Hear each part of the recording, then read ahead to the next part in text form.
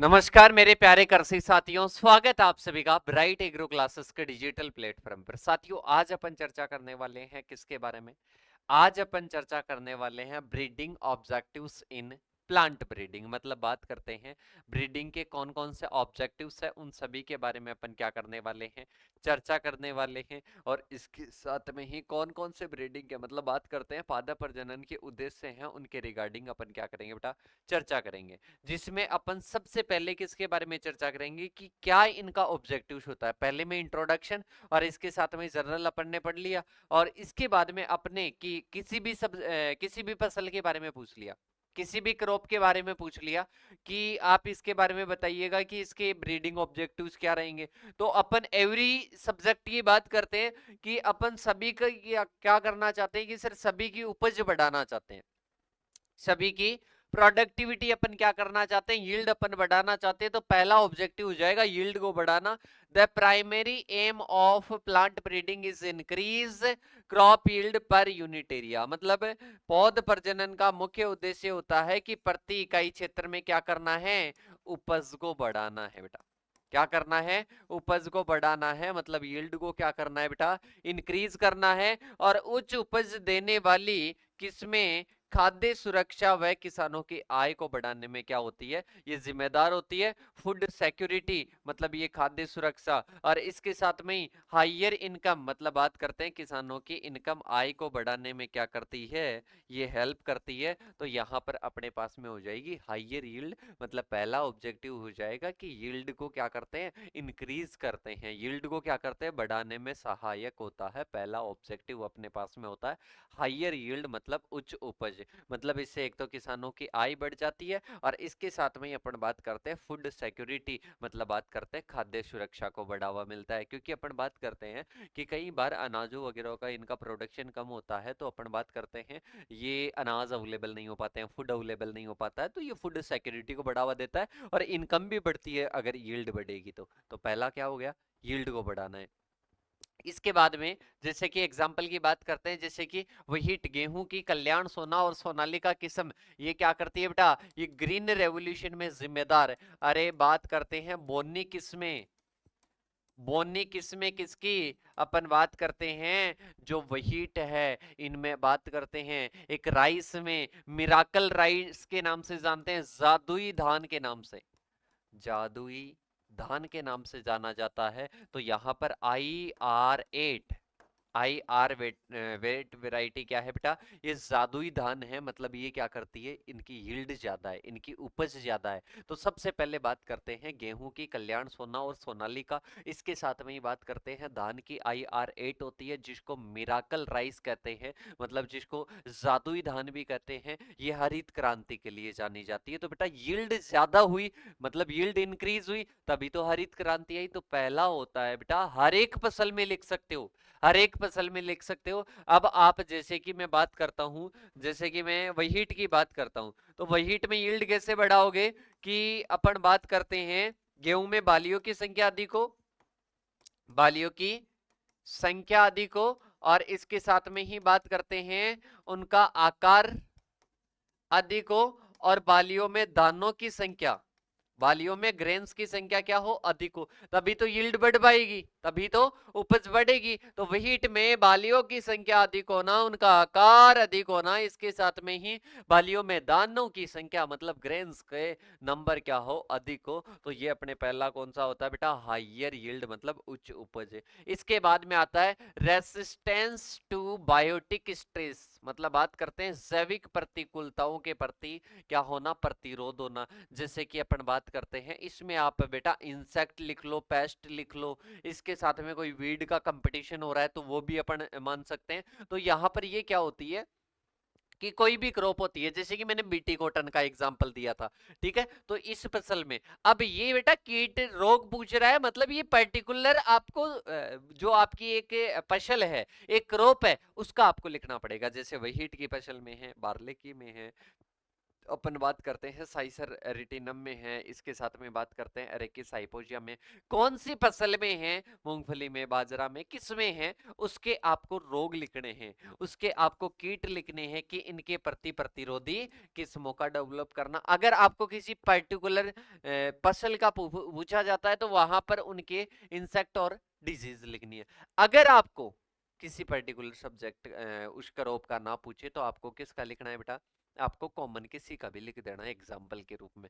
ठीक है, तो बात करते हैं वेराइटीज रेसिस्टेंस टू डिजीज और इंसेक्ट पेस्ट। मतलब इंसेक्ट और पेस्ट के प्रति क्या होती है? ये रेसिस्टेंस होती है। ये क्रॉप के जो लॉस होता है, जो हानि होती है, उसको क्या करती है? रेड्यूस करती है। क्या करती है बेटा? रेड्यूस करती है। और इसके साथ में ही कीटनाशक उपयोग कम करके खेती को पर्यावरण के अनुकूल बनाती है। मतलब इन्वायरमेंट के प्रति क्या बनाती है? उसको अनुकूल बनाने का कार्य करती है। तो रेसिस्टेंस टू बायोटिक स्ट्रेस, मतलब बात करते हैं जैविक जो भी प्रतिकूलताएं हैं इनके प्रति प्रतिरोधी उनको बनाया जाता है, मतलब रेसिस्टेंस उनको बनाया जाता है। तो इससे क्या होता है? इससे जो अपने रोग कीटों के आक्रमण से होने वाला जो नुकसान है उससे अपन क्या हो सकते हैं बेटा? सेव हो सकते हैं, उससे अपन बच सकते हैं। इसके बाद में अपने पास में आता है सेकंड की बात करते हैं तो एग्जाम्पल्स आते हैं। एग्जाम्पल्स में सबसे पहले आता है व्हीट। व्हीट की HS 277 जो रस्ट डिजीज होती है, मतलब इसमें गेहूं में बात करते हैं, गेहूं में अलग अलग रस्ट होती है, पर यहाँ पर खरीफ की फसलों में है तो खरीफ की आप एग्जाम्पल लिख सकते हो। तो अपन HS 277 की बात करते हैं तो ये किसके प्रति है बेटा? ये बात करते हैं रेसिस्टेंस टू रस्ट। इसके बाद में आता है धान। धान की बात करते हैं तो MTU 1010, मतलब बात करते हैं रेसिस्टेंट टू ब्लास्ट डिजीज। ये ब्लास्ट डिजीज के प्रति क्या है? ये ब्लास्ट डिजीज के प्रति क्या है बेटा? ये रेसिस्टेंट है। ये क्या है बेटा? रेसिस्टेंट है, मतलब बात करते हैं प्रतिरोधी है। इसके साथ में ही अपन बात करते हैं आगे की ओर। आगे आता है रेसिस्टेंट टू, वो बायोटिक स्ट्रेस से। बायोटिक की बात करते हैं जैसे कि रोग हो गया, कोई पैथोजन के कारण होगा। इंसेक्ट की बात करते हैं, कोई इंसेक्ट लगेगा तो वो भी क्या है बेटा? एक जीव है, मतलब बायोटिक स्ट्रेस है। मतलब अपन बात करते हैं बायोटिक स्ट्रेस का मतलब क्या हुआ? जैविक तनाव। जैविक तनाव की बात करते हैं मतलब जो भी जीव वगैरह है, जो भी जीव है जैसे कि पैथोजन, कोई भी जीवाणु है, वायरस है, वायरस तो मध्यजीवी होता है, फंगस है, ये क्या है बेटा? जैविक में आते हैं। तो इनके द्वारा अगर कोई भी नुकसान हो रहा है फसल को तो वो अपने के आते हैं बेटा? बायोटिक स्ट्रेस में आते हैं। एक अपने पास में होता है एबायोटिक स्ट्रेस। कौन सा होता है? एबायोटिक स्ट्रेस, मतलब developing varieties that can tolerant drought, salinity, alkalinity, और इसके साथ में बात करते हैं फ्रॉस्ट। तो इनके प्रति क्या होता है बेटा? इनके प्रति प्रतिरोध होता है। इनके प्रति क्या होता है? प्रतिरोध होता है। अरे क्या होता है बेटा? प्रतिरोध होता है। ऐसी किस्में विकसित करना जो सूखा, लवणीयता, सारीयता, पाला, गर्मी जैसी प्रतिकूलताओं को क्या कर सके? सहन कर सके। अरे बेटा एबायोटिक की बात कर रहे हैं, इसमें जीव नहीं होता है। जैसे कि अगर अपन बात करते हैं कोई ड्रोट हो गई, ड्रोट की बात करते हैं, सूखा पड़ गया तो उसमें किसी जीव का रोल है क्या? नहीं बेटा। इसके बाद में बात करते हैं वो किसी लवणता का रोल है कि सर? नहीं। इसके बाद में वो किसी अल्किनिटी का है कि सर? नहीं। इसके साथ में वो फ्रोस्ट का है? नहीं। तो अपन बात करते हैं बेटा ये एबायोटिक है, मतलब बात करते हैं इनमें जीव का अंश नहीं है, इनमें जीव का अंश नहीं है। इसके बाद में बात करते हैं इस प्रकार का कोई स्ट्रेस होता है तो इसके लिए क्या बनाया जाता है? प्रतिरोध किस्में बनाई जाती है, इसके लिए रेसिस्टेंट वेराइटीज डेवलप की जाती है। तो आई होप आपको समझ में आया होगा। जैसे कि बात करते हैं राइस की, Pokkali salt variety, salt tolerant variety है पोकाली। इसके बाद में आता है C306 ड्रॉट टॉलरेंट है, किसकी है बेटा? ये व्हीट की है, गेहूं की है। इसके बाद में आता है अर्ली मेच्योरिटी। अर्ली मेच्योरिटी अगर कोई फसलें अपन डेवलप करते हैं, फसलों की कोई किस्में डेवलप करते हैं बेटा, ध्यान से समझना। जैसे कि मैं बात करता हूं अभी कोई फसल है, जैसे कि मैं गेहूं की फसल लगा रहा हूं, ठीक है? अब गेहूं की फसल लगाया, इधर मैं कोई दूसरी फसल लगाना चाहता हूं। अगर इसकी मैंने ड्यूरेशन कम कर दी, मतलब ये जल्दी पक जाती है, जल्दी मैच्योर हो जाती है, तो बेटा इस ड्यूरेशन की अपन बात करते हैं, इस बीच वाली ड्यूरेशन की अपन बात करते हैं तो इसमें फसल चक्कर, क्रॉप रोटेशन संभव हो पाता है। मतलब ऐसे समझिएगा बेटा, अगर एक ट्रेन खड़ी है अपने स्टेशन पर, एक पीछे से ट्रेन आने वाली है, मतलब वहां से स्टार्ट होगी, तो बेटा वो एक आगे जल्दी जाएगी तभी तो पीछे आकर खड़ी होगी। अरे ऐसे समझिएगा, 11 बजे, सुबह 11 बजे आपके क्या होने वाला है कि सर सुबह 11 बजे कोई क्लास होने वाली है, ठीक है, या ऐसे समझ लो कि अभी 11 बज के 4 मिनट है, 11 बज के 30 मिनट पर क्लास होने वाली है, तो मैं 11 बज के 30 मिनट मतलब 11 बज के 29 मिनट पे इस क्लास को कंप्लीट करूंगा, तभी तो आगे वाली क्लास हो पाएगी। मतलब कहने का है, इधर फसल को जल्दी पकने वाली अपना बनाओगे और तभी तो आगे वाली फसल पॉसिबल हो पाएगी। तो बात करते हैं short duration crop mature quickly. Short duration crop अपने को क्या करनी है, मैच्योर, मतलब कम समय में पकने वाली बहुफसली प्रणाली के लिए क्या होती है, उपयुक्त होती है, मतलब सूखे और पाले से बच जाती है और जल्दी से वो क्या हो जाती है, मैच्योर हो जाती है। तो इससे भी क्या होता है बेटा, फायदा होता है। तो ये भी अपन क्या करते हैं, अपन जो ब्रीडिंग है उसके द्वारा करते हैं। इसके बाद में जैसे कि एग्जाम्पल्स की बात करते हैं, जो ICPL 8803-039 की बात करते हैं, ये 120 दिन में पक जाती है। फिर आती है गेहूं की सोनालिका किस्म, जो कि अर्ली मैच्योरिंग होती है, मतलब जल्दी पक जाती है। क्या हो जाती है, जल्दी पक जाती है। इसके बाद में अपने पास में आता है इंप्रूव्ड क्वालिटी, मतलब क्वालिटी में क्या कर देते हैं बेटा, अरे क्वालिटी में क्या कर देते हैं, इंप्रूवमेंट कर देते हैं। क्वालिटी में क्या कर देते हैं, इनहेंस कर देते हैं। इनहेंस का मतलब क्या हुआ, बढ़ावा देना। क्या देना बेटा, बढ़ावा देना। तो यहां पर अब अगर अपन बात करते हैं तो यहां पर सबसे पहले आता है quality depends on crop type, मतलब जो क्वालिटी होती है वो डिपेंड होती है फसल के प्रकार पर। किस पर होती है बेटा, फसल के प्रकार पर क्या होती है, ये डिपेंड होती है। जैसे कि फूड क्रॉप्स की बात करते हैं तो प्रोटीन, स्टार्च और कुकिंग क्वालिटी को इंप्रूव करना। किसको बेटा, प्रोटीन को, स्टार्च को, कुकिंग क्वालिटी को क्या करना है, इंप्रूव करना है। क्या करना है बेटा, इंप्रूव करना है। ऑयल सीड्स की बात करते हैं, ऑयल परसेंटेज और क्वालिटी को अपने को क्या करना है बेटा, इंप्रूव करना है। इसके साथ में ही फाइबर क्रॉप्स की बात करते हैं, फाइबर लेंथ, स्ट्रेंथ और इसके साथ में फिटनेस, फाइननेस को, मतलब इसकी महीनता को क्या करना है, इंप्रूव करना है। इसके साथ में शुगर केन क्रॉप्स की बात करते हैं तो शुगर का कंटेंट उसमें क्या होना चाहिए बेटा, अधिक होना चाहिए। ठीक है, मतलब ऑयल सीड में ऑयल की मात्रा अधिक हो, कंटेंट अधिक हो, फूड क्रॉप्स में कार्बोहाइड्रेट वगैरह अधिक हो, और इसके साथ में जो पल्सेस होती है, पल्सेस में प्रोटीन वगैरह की मात्रा ज्यादा हो। ठीक है बेटा, तो ये क्या होता है, ये क्वालिटी को इंप्रूव करना होता है। ये क्या होता है, क्वालिटी को इंप्रूव करना होता है। तो क्वालिटी इंप्रूवमेंट, क्वालिटी और इसके साथ में जो अपने यील्ड है उन दोनों में फर्क होता है। यहां पर क्वालिटी इंप्रूव कर रहे हैं, वहां पर यील्ड मतलब प्रोडक्शन बढ़ाते हैं।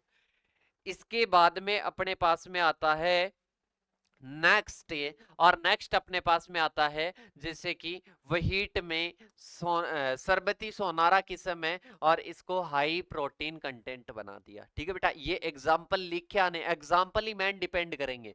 इसके बाद में आता है सुगर केन, शुगर केन की बात करते हैं, CO86-032 हाई सुगर रिकवरी वाली किस्म है।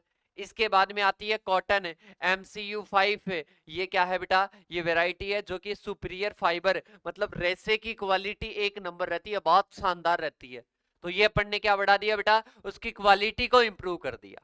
किसको इंप्रूव कर दिया, क्वालिटी को। इसके बाद में अपने पास में आता है एग्रोनॉमिक डिजायरेबल करेक्टर्स, मतलब कृषि वैज्ञानिक जो है दृष्टि से उपयुक्त लक्षण होने चाहिए। मतलब बात करते हैं बोनी किस में होनी चाहिए, जो क्या ना हो बेटा, जो गिरे ना, मतलब ड्वार्फनेस उनमें होनी चाहिए, लॉजिंग रेसिस्टेंस होनी चाहिए, मतलब गिरे ना, तेज हवा आई गिर जाती है फसल, ऐसी नहीं होनी चाहिए। लॉजिंग रेसिस्टेंस होनी चाहिए, मतलब गिरने से बचने वाली होनी चाहिए। इसके साथ में ही बात करते हैं, पहला हो गया एग्रोनॉमिक डिजायरेबल करेक्टर्स। अरे समझ में आ गया क्या। इसके बाद में बात करते हैं जैसे कि यूनिफॉर्म मैच्योरिटी, मतलब एक साथ पके। अरे बेटा दालों वाली फसलों में आपने देखा होगा, पल्सेस में, दलहनी में 50% तो पक जाती है और 50% अध पकी है। इनका प्रोडक्शन लेते हैं तो ये रह जाता है, इनका लेते हैं तो ये रह जाता है। तो बेटा इसको अपन क्या बोलते हैं, इसको बोलते हैं यूनिफॉर्म मैच्योरिटी। मतलब ऐसी के वेराइटी आप डेवलप करो जिसमें पूरी 100% पक जाए, 100 भी ना तो 95 तो पके ही पके एक साथ में। इसके साथ में ही बात करते हैं नॉन सेटरिंग। नॉन सेटरिंग की बात करते हैं दानों का जड़ना। बेटा अपनी कुछ ऐसी होती है जैसे कि फलियों वगैरह वाली होती है, उनमें दाने कड़क जाती हो, तड़क जाती है और उसमें क्या हो जाते हैं, फैल जाते हैं। क्या हो जाते हैं बेटा, फैल जाते हैं। इसके साथ में ही बात करते हैं सिंचीरियस ट्रिलरिंग, एक साथ कल्ले निकलना। तो ये क्या होती है बेटा, बोनी किस्में, इसके साथ में एक साथ पकना, दानों का न जड़ना। इसके साथ में बात करते हैं एक साथ कल्ले निकलना। ये क्या है बेटा, एग्रोनॉमिक डिजायरेबल कैरेक्टर्स अपन लाते हैं। जैसे कि नॉरिन 10 है, वो किसके लिए है बेटा, वो ड्वार्फ जीन, मतलब बोनी बना दिया गेहूं की किस्मों को, व्हीट की वैरायटीज को डेमो थोड़ी बोनी बना दिया। इसका यूज किया गया किसमें बेटा, ग्रीन रेवोल्यूशन में, नॉरिन 10 का। इसके साथ में राइस में बात करते हैं IR8 जो किस समय ड्वार्फ है, और लॉजिंग रेसिस्टेंस मतलब वो गिरने से बचती है, वो गिरती नहीं है। इसके बाद में आती है न्यूट्रिशनल इंप्रूवमेंट। मतलब अपन क्या कर देते हैं, जो भी बात करते हैं, कई सारी ऐसी फसलें होती है बेटा जिनमें अपन बात करते हैं बायोफोर्टिफिकेशन कर देते हैं। क्या कर देते हैं, बायोफोर्टिफिकेशन किसे कहते हैं पूछा जा सकता है। मतलब कुपोषण को मिटाने के लिए फसलों को विटामिन, खनिज और प्रोटीन से क्या कर देते हैं, समृद्ध बना देते हैं। क्या कर देते हैं बेटा, समृद्ध बना देते हैं। तो कुपोषण मिटाने के लिए फसलों को विटामिन, खनिज और प्रोटीन समृद्ध बना दिया जाता है। इसको बायोफोर्टिफिकेशन कहते हैं।